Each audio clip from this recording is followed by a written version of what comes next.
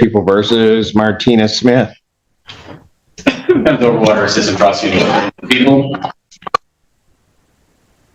Here's a moment that judges see more often than people realize. A defendant saying they simply don't feel comfortable with their lawyer. But legally, that statement alone usually isn't enough to replace counsel. Courts have to balance a defendant's rights with the reality that cases can't be endlessly delayed by switching attorneys.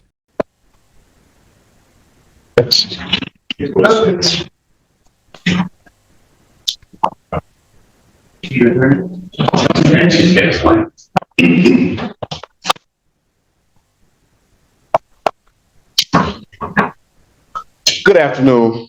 May it please this honorable court, Kareem Johnson, on behalf of Martina Smith, who's approaching to my immediate right. Your name? Martina Smith. All right. And what are we doing? Your Honor, the defense is requesting an adjournment in this matter. There's been a breakdown in the relationship between me and Ms. Smith. She is seeking to retain private counsel.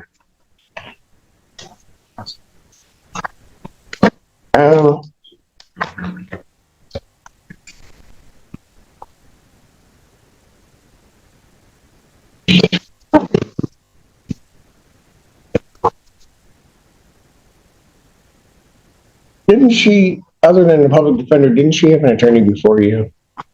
Or no? No. Okay. Maybe I'm thinking of a different case. All right. Ma'am, what seems to be the problem? I just don't feel comfortable. Listen carefully to the judge here. She's not just defending the attorney. She's protecting the integrity of the entire legal process. Accusing your lawyer of secretly working with the prosecution is a serious claim. Without proof, it can quickly backfire, especially when the judge personally knows the attorney's reputation. I don't know what that means. Well, Your Honor, she believes that I am working with the prosecution. I've tried to explain to her. Excuse me? Oh, no, go ahead. I want to hear this. I've explained to her that under Michigan's R&O statute, there are 7 different ways that you can obstruct an officer, including just talking back or ignoring the officer. We've had an agreement for HIDA. I thought we had that agreement worked out. She had me speak to an individual who I believe was her father, who indicated that he was a paralegal, and gave me his MDOC number and instructed me to actually hold the exam and let you bind it over. I refused to do that because I believe the prosecution would be seeking to add an additional at least 4 counts of R&O for the other officers that were there. And I told him that what I would do is I would ask for an adjournment because having additional charges added plus walking away from an agreement where she would have no record, she'd be in 25, so she needs the prosecutor's consent for HITA. I felt it was best for her to just get somebody that they feel more comfortable. Well, okay, so first of all, you never said nothing about I've known the Mr. charges. Johnson a while. And what? You never said anything about adding charges on her or nothing at all. That's not true. See, here's what I didn't. I'm a bit concerned about, because now you're going to try to overtalk me. Go ahead. I'll wait. This is a crucial legal point. Defendants do have the right to counsel, but they don't have unlimited rights to keep replacing lawyers until they find one who tells them exactly what they want to hear. At some point, the court has to draw a line, and that's exactly what's happening here. You done? Are you done? Yeah.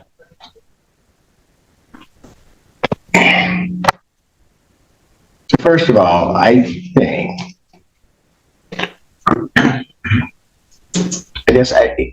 because I've watched this attorney in my courtroom on various occasions doing things,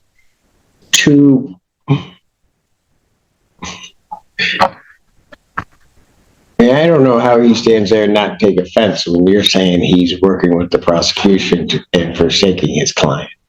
Because this man would never do that. Ever. I mean, I that's what I just find kind of just crazy. And if you If he really thought it was in your best interest to have the exam, there is not a doubt in my mind he'd hold the exam.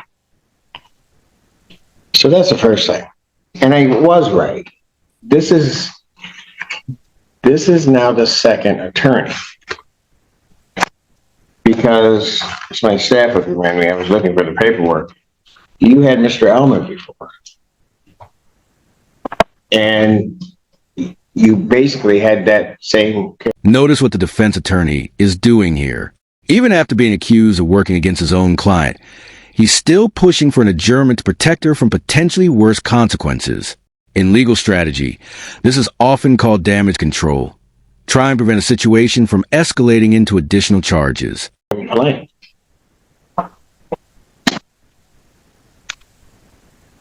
You don't get to continue to choose attorneys. So I guess part of the problem is going to be, this is set for preliminary examination. And I understand that part of the reason that counsel is asking for the adjournment is really to save you.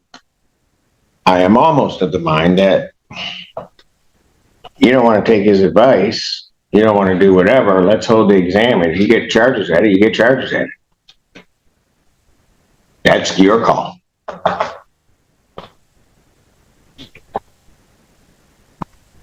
But I'm not removing him from the case. So now what do you want to do? Because we're not going to play this game. Ma'am. Your Honor, may I? Yes, sir. Because of the conversation that I've had with her father, I'd humbly ask the court, if the court's not going to remove me, to just grant a brief adjournment. I've never asked this court to remove me from a case ever. I know. But we have somebody who has not looked at the body camera footage, advising his daughter on what to do in a criminal case in which she could walk away with multiple felonies. So I understand the court's frustration.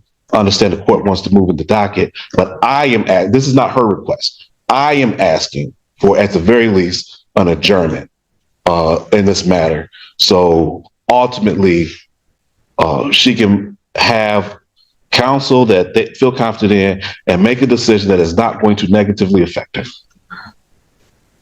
Well, that warning from the judge isn't just frustration. It's a legal reality check. Preliminary examinations are serious proceedings. If new evidence comes out during that hearing, prosecutors can sometimes add additional charges. In other words, ignoring good legal advice can make a bad situation much worse. people have a position regarding adjournment. We certainly no position regarding her counsel. People do not object to an adjournment, Your Honor. People release the witnesses because we were under the impression that an agreement had been reached, and then that fell apart. So people certainly could get the officers back if the court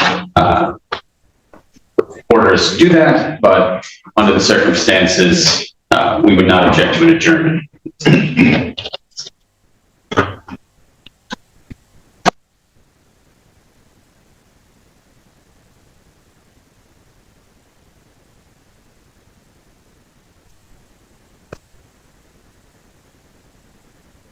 I'll grant the adjournment. I can give you, because it's got to go before me, I can give you next week or the 13th, I think is.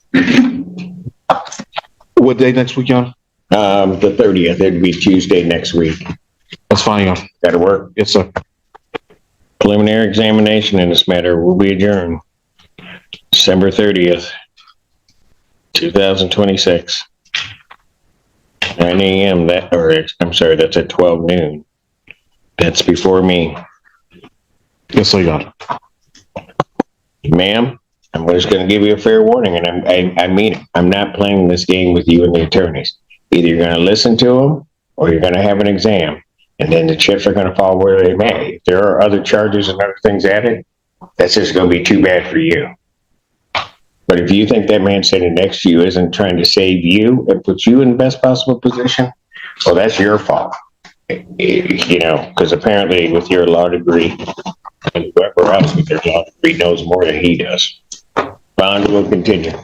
Thank you.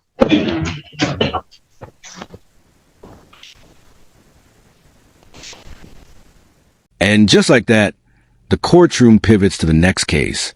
Courtrooms move quickly, sometimes from intense confrontation to routine procedure in seconds. But even seemingly simple cases can carry major consequences for people involved.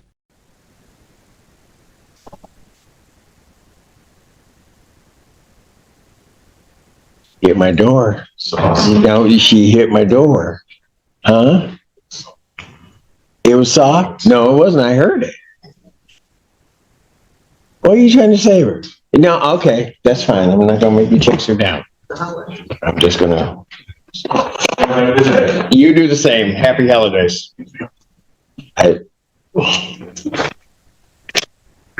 Okay, in the Christmas spirit, I'm gonna let it go. Then that's it. Somebody else do something. That's it. I'm not even looking for your suggestion. Just gonna be an order. Court calls the case, People versus Nathaniel Bryce. People. Deputy Judge Mel Lustig on behalf of Mr. Bryce.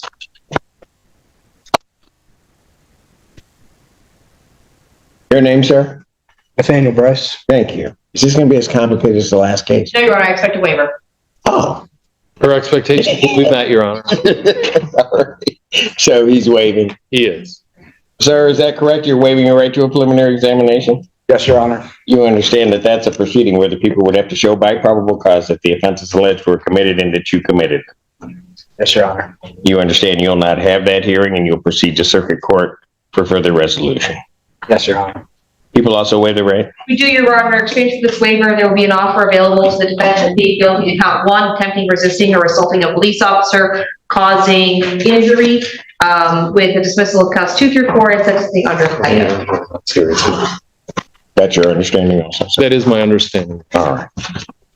What just happened here is called waiving the preliminary examination.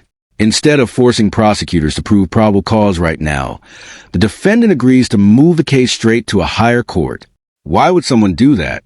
Often it's part of negotiation, like the reduced charge being offered in exchange for waiver. Defendant is bound over to circuit court on counts 1, 2, with 3 and 4 following.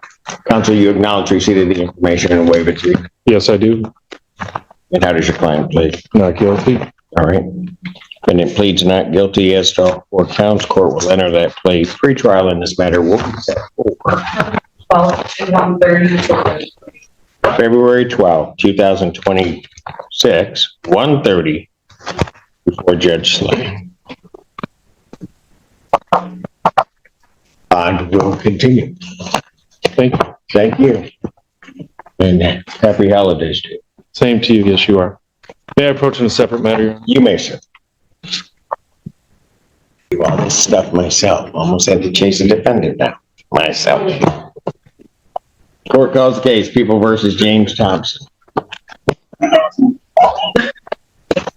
Courtroom hearings can look routine from the outside, but beneath the surface, they're often packed with strategy, tension, and high-stakes decisions.